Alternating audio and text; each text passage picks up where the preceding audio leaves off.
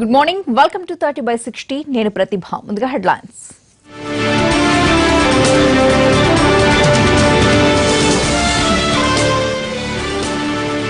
ఎమ్మెల్యేలు అమ్మకు ద్రోహం చేశారంటున్న పన్నీర్. అసెంబ్లీలో హై డ్రామాపై గవర్నర్ను కలిసే యోచన.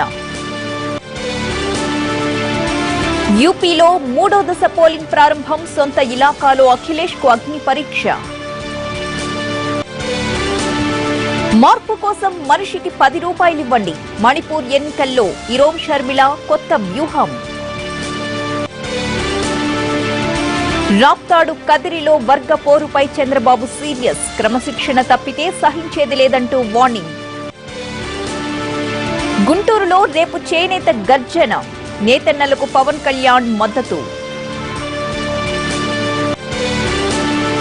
నెల్లూరు జెడ్పీ సీఈఓ వద్ద 75 కోట్ల అక్రమాస్తులు. కటకటాలు లెక్క పెడుతున్న రామిరెడ్డి.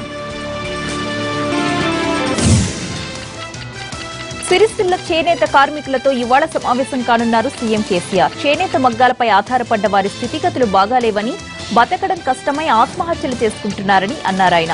నేతరంగ సమస్యలపై నిన్న సమీక్ష జరిపిన సీఎం వారి సమస్యలకు శాశ్వతంగా పరిష్కారం కూడా చూపుతామన్నారు. ఈ రంగం అభివృద్ధి కోసం అమలవుతున్న పథకాల గురించి అడిగి తెలుసుకున్నారు. చేనేత లాభసాటిగా మారడానికి ప్రోత్సాహకాలు, రాయితీలు, మినహాయింపులు ఇవ్వాలని సూచించారు కేసీఆర్.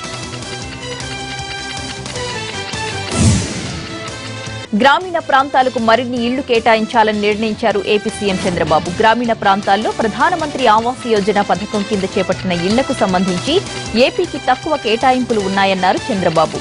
ఈ విషయంలో ప్రధానికి మరోసారి లేఖ రాయాలని నిర్ణయించారు. ఈ విషయంలో కేంద్రంపై ఒత్తిడి తీసుకురావాలని ఎంపీలకు సూచించారు. గృహ నిర్మాణ శాఖపై అధికారులతో సమీక్ష నిర్వహించిన చంద్రబాబు రాష్ట్రంలో మొత్తం 12 లక్షల ఇళ్లు నిర్మించాలని లక్ష్యంగా పెట్టుకున్నట్లు చెప్పారు. మొదటి విడతలో 5 లక్షల ఇళ్లను పూర్తి చేస్తామన్నారు. ఇళ్లను జియో ట్యాగింగ్ చేసి బయోమెట్రిక్ విధానాన్ని అమలు చేస్తే వాస్తవ వివరాలు తెలుసుకునే వీలు కలుగుతుందని అధికారులకు సూచించారాయన.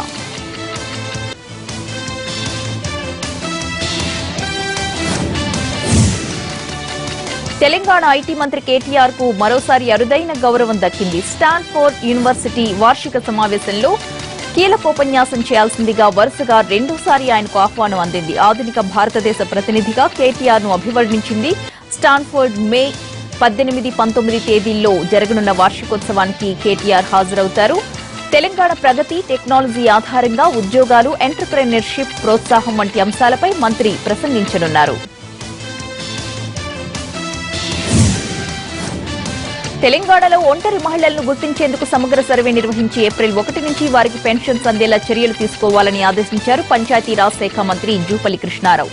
వచ్చే ఆర్థిక సంవత్సరానికి గాను పంచాయతీరాజ్ శాఖ బడ్జెట్ ప్రతిపాదనలపై అధికారులతో ఆయన సమీక్షించారు. సుమారు 2 లక్షల మంది ఒంటరి మహిళలకు పింఛన్ అందించేందుకు 247 కోట్ల రూపాయలు అవసరమని అధికారులు అంచనా వేశారు.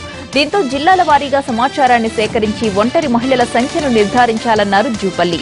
ఇప్పటి వరకు 459 గ్రామాలకు రోడ్డు సౌకర్యం లేదని, దానిపై దృష్టి పెట్టాలని అధికారులను ఆదేశించారు. అనంతపురం జిల్లా టీడీపీ నేతలకు క్లాస్ స్పీకర్ పార్టీ అధ్యక్షుడు చంద్రబాబు. క్రమశిక్షణ ముఖ్యమని బహిరంగ విమర్శలు చేస్తే క్షమించేది లేదంటూ వార్నింగ్ ఇచ్చారు. జిల్లా నేతలతో సమావేశమైన బాబు కదిరి, రాప్తాడులో వర్గ పోరును ప్రస్తావించారు. జిల్లాలో పార్టీ పరిస్థితి, ఎమ్మెల్సీ ఎన్నికలు, నేతల మధ్య సమన్వయం, మంజూరైన ప్రాజెక్టులతో పాటు పలు అంశాలపై కూడా ఈ సమావేశంలో చర్చించారు.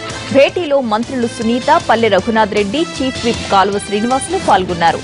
తెలంగాణలోని అన్ని రాజకీయ పార్టీలతో సమావేశాన్ని నిర్వహించింది రాష్ట్ర ఎన్నికల కమిషన్. పార్టీ రిజిస్ట్రేషన్, ఎన్నికల ఖర్చులు, అంతర్గత ఎన్నికలు, డిపాజిట్లు, విరాళాలు లాంటి అంశాలపై చర్చించింది. అయితే జాతీయ పార్టీలు రాష్ట్రంలో రిజిస్ట్రేషన్ చేసుకోవాల్సిన అవసరం లేదని బీజేపీ ఈ సమావేశంలో ఈసీకి వివరించింది.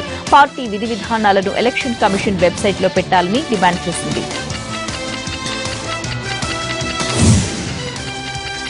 గుంటూరు జిల్లాలో జనసేన చేనేత గర్జన సభకు ఏర్పాట్లు యుద్ధ ప్రాతిపదికన జరుగుతున్నాయి. పద్మశాలి గర్జన పేరుతో సభను నిర్వహిస్తామని మొదట ప్రకటించినప్పటికీ చేనేత గర్జనగా పేరు మారుస్తున్నట్లుగా నిర్వాహకులు తెలిపారు. రాష్ట్రంలో 18 కులాలు చేనేతతో అనుబంధం ఉన్నందున చేనేత గర్జనగా మారుస్తున్నట్లు ప్రకటించారు. రేపు జరిగే ఈ సభకు 80,000 మంది దాకా వస్తారని అంచనా.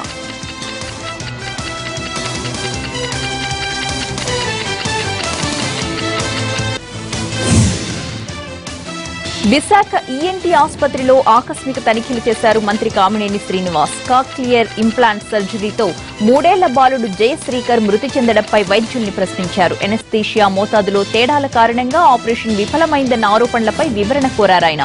ఎన్ని జాగ్రత్తలు తీసుకుంటున్నా అతి కొద్ది కేసుల్లో ఎనస్థీషియా ఇచ్చిన సమయంలో హార్ట్ బ్లాక్ అయ్యే ప్రమాదం ఉందని, జయశ్రీకర్ విషయంలో అదే జరిగి ఉండవచ్చని అన్నారు వైద్యులు.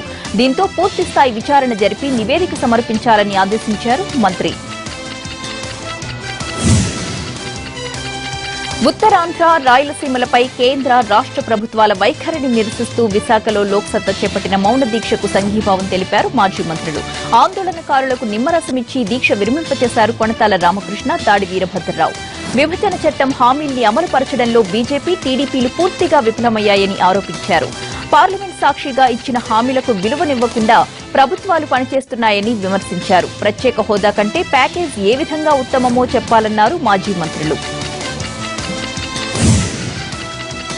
ప్రభుత్వ బెదిరింపులకు భయపడేది లేదన్నారు టీజేఏసీ చైర్మన్ కోదండరాం. ఈ నెల 22న నిరుద్యోగ నిరసన ర్యాలీని శాంతియుతంగానే నిర్వహిస్తామన్నారు.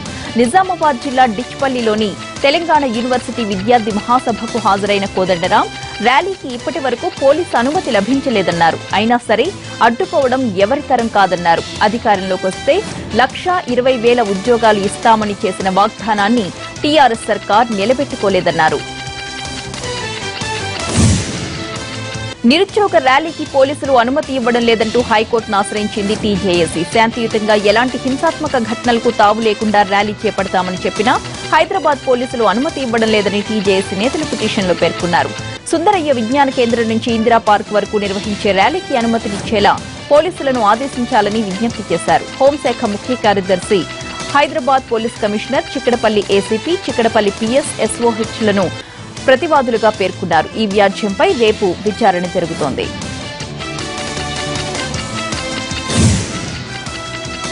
30/60లో బ్రేక్ తీసుకుందాం. Stay tuned.